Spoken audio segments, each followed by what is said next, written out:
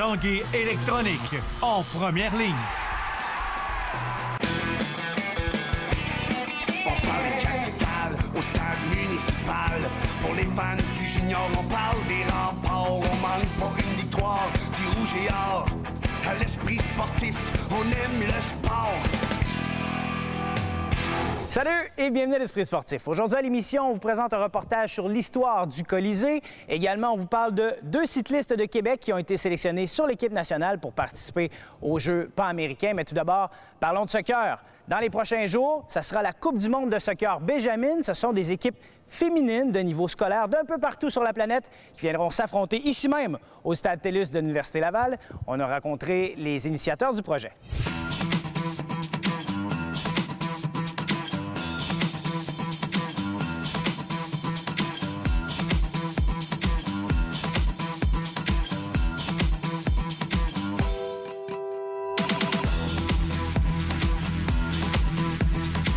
Un tournoi international comme celui-là, c'est une idée qui a germé de où?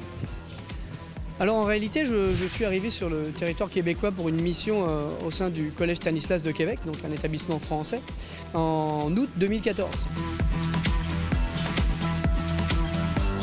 Il y avait eu une compétition de soccer organisée à Brasilia en 2010.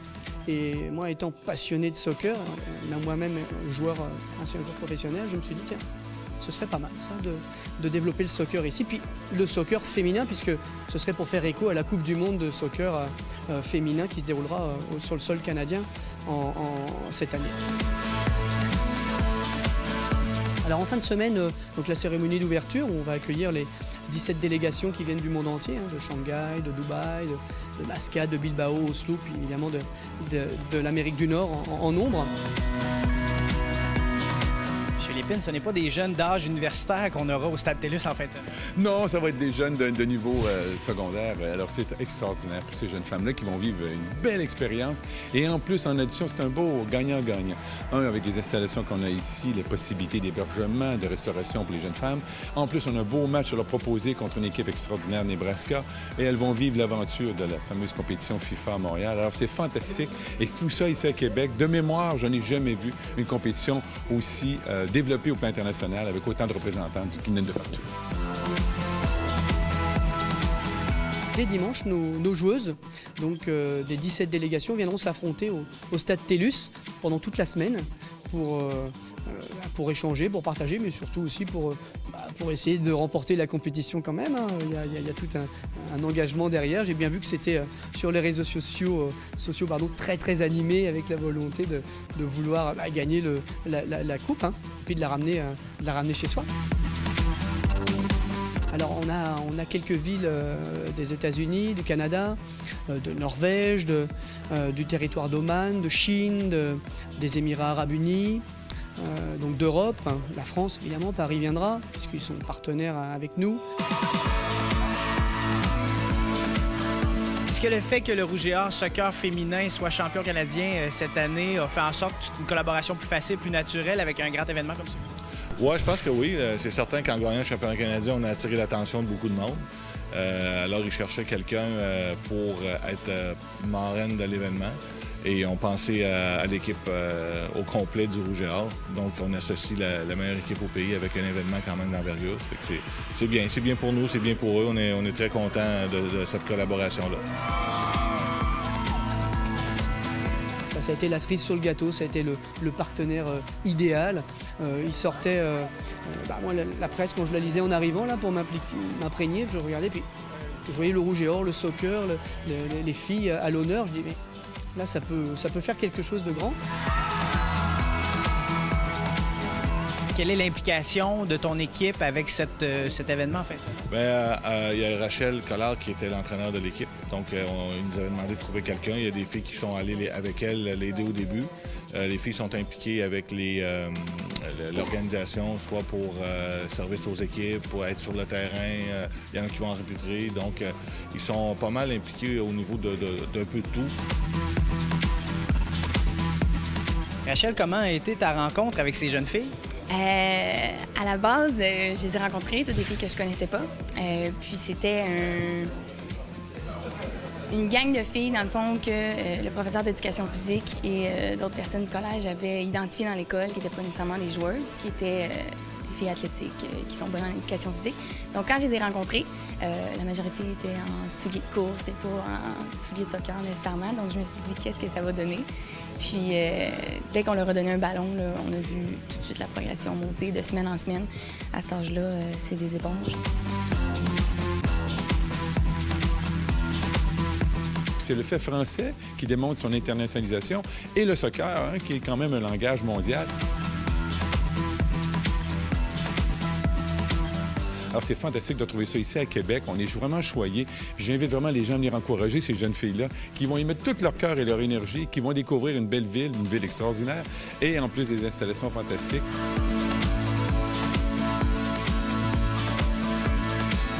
En plus, encouragés par, j'aime bien l'équipe du Rouge et Or féminine, qui sont des ambassadrices fantastiques, championnes canadiennes, avec tout ce qu'elles ont connu cette année. Eh bien, ces jeunes femmes-là redonnent aux suivants cette année. Je suis vraiment fier de ces filles.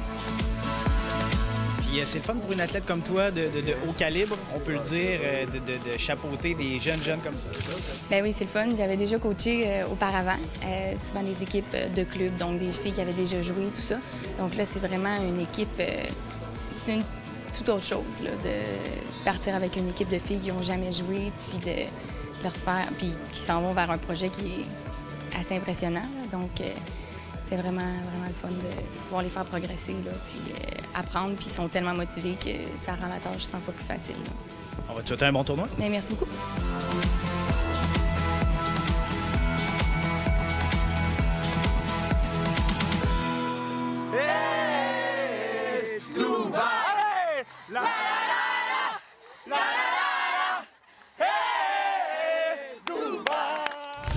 Après la pause à l'Esprit sportif, la grande histoire du Colisée de Québec. On revient dans 3 minutes 30.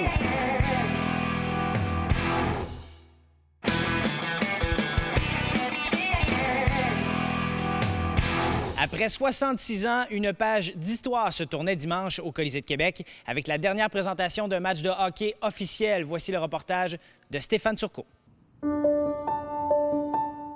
Le Colisée a 66 ans. 66 ans de souvenirs. En 66 ans, le Colisée a fait courir les foules. Des millions de spectateurs ont franchi les tourniquets. Des millions de spectateurs ont connu des heures de bonheur à acclamer leur idole. Si les murs du Colisée pouvaient parler, les histoires seraient nombreuses. C'est le 24 mai 1949 qu'on procéda à la première pelletée de terre. La Ville de Québec répondant ainsi rapidement à l'incendie qui avait détruit le Vieux. À peine 6 mois plus tard, on disputait la première partie de hockey entre les As et les Citadelles de Québec, devant plus de 10 000 spectateurs. Si le Colisée a été le théâtre d'événements sportifs inoubliables, comme des galas de lutte, plus de 50 galas de boxe, du championnat de crosse des Caribous de Québec en 1975, des matchs de curling, de tennis, de volleyball et bien d'autres, le hockey demeure encore la passion qui a le plus animé les amateurs. Jean Béliveau a donné une âme au Colisée.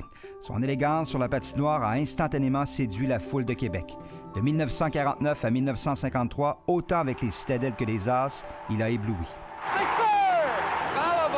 En 1960, c'est le début du plus important tournoi de hockey mineur au monde, le tournoi Pee-Wee de Québec. 56 éditions dans le Colisée. Les petits Brad Park, Guy Lafleur, Wayne Gretzky et Mario Lemieux y défilent. Plus de 1000 joueurs ont participé au tournoi Pee-Wee et atteint par la suite la Ligue nationale. Avant même la naissance des Nordiques, 5 matchs officiels de la Ligue nationale ont été disputés dans le Colisée au printemps de 1968, alors que les Flyers de Philadelphie s'en servaient comme domicile puisque le toit de leur Spectrum s'était effondré. Les remparts en or de Guy Lafleur ont aussi représenté une époque marquante du Colisée. La conquête de la Coupe Memorial en 1971 demeure un des moments forts.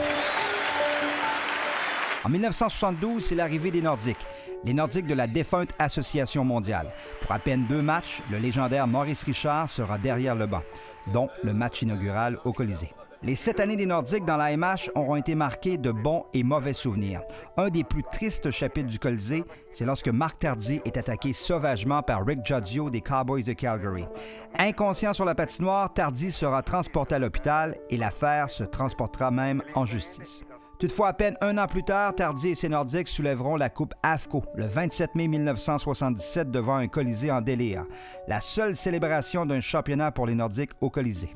2 ans plus tard, les Nordiques joignent les rangs de la prestigieuse Ligue nationale. Le 10 octobre 1979, le premier ministre René Lévesque, le président John Ziegler, Marcel Aubu et Jean Lesage célèbrent au centre de la patinoire. D'ailleurs, pour accueillir plus de spectateurs des Nordiques, le Colisée est rénové et passe de 10 à 15 000 spectateurs en 1981. Stachny, Goulet, Hunter, Sakic et Bergeron demeurent les noms qui marquent encore l'imaginaire des amateurs. Mais un des buts les plus importants des Nordiques au Colisée, c'est cette pièce d'anthologie de Peter Stachny. Rochefort derrière son filet regroupe les siens. 14 minutes exactement à jouer à cette première période de surtemps. Hunter, vers Peter, il s'en va seul avec Liut. Goal! Dans un Colisée en blanc, Stachny élimine les Whalers de Hartford le 16 avril 1987 et encore aujourd'hui, les plus irréductibles ont le film et la description de ce but fraîchement en mémoire. Le Colisée aura été aussi un endroit au succès sans précédent pour le hockey international. Rendez-vous 87 et le championnat du monde en 2008. 2 événements qui ont rayonné partout dans le monde. Avant le départ des Nordiques en 1995, ils réussissent à présenter le repêchage de la Ligue nationale en 93, le repêchage de Alexandre Daigle. Après le départ des Nordiques en 95, le Colisée est vide de hockey. Il y aura bien des matchs des Harfans, des Rafales et des Citadelles, mais ce sont les remparts qui redonneront vie à la bâtisse du quartier Limoilou. Les 66 ans d'histoire ici auront ravi des millions d'amateurs de hockey qui ne franchiront bientôt plus les tourniquets. Mais les souvenirs, eux, resteront.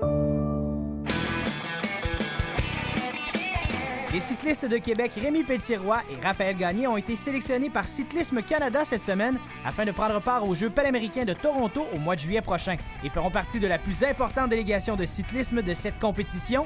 Rémi Pelletier-Roy aura la chance de courir dans 2 catégories. Le résident de Saint-Augustin, porte-couleur de l'équipe Garneau Québécois, sera en action sur route et en cyclisme sur piste. Pour sa part, Raphaël Gagné, fraîchement de retour d'une Coupe du monde en Allemagne, où il a obtenu son meilleur résultat sur le continent européen, tentera de se démarquer en vélo de montagne, cross-country. Bon succès aux athlètes de Québec aux Jeux panaméricains. Pour ce qui est de la Coupe de soccer Benjamin, le premier match est dimanche 9h30, ici même, au Stade Télis de l'Université Laval. Ici Jonathan Fournier, c'est tout pour l'Esprit sportif. On se dit à demain. Ciao!